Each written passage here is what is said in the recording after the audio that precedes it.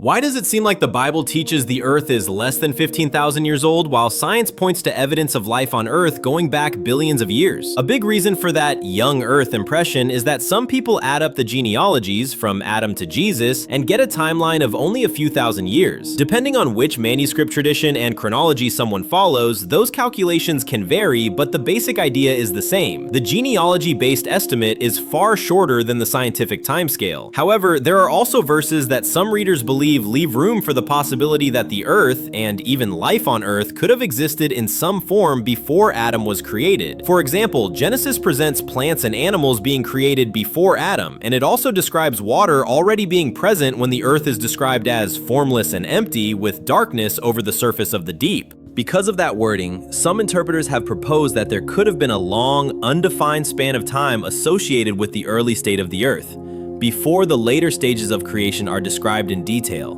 This is sometimes connected to theories about a gap or a pre-Adamic world, though it's important to note that the Bible does not explicitly describe a prior human civilization. There are also fringe claims that the Spirit of God in Genesis 1:2 was actually the devil, but that interpretation is not supported by the text itself. In Genesis 1:2, the phrase is understood as God's spirit, or God's wind/breath, depending on translation. And Genesis 6 does not call fallen angels the Spirit of God. So while genealogy-based timelines can suggest a few thousand years from Adam to Jesus, some people argue that Genesis 1 leaves open the possibility of an earlier period before Adam. Yet the idea of a pre-Adamic human civilization remains speculative and goes beyond what Scripture clearly states.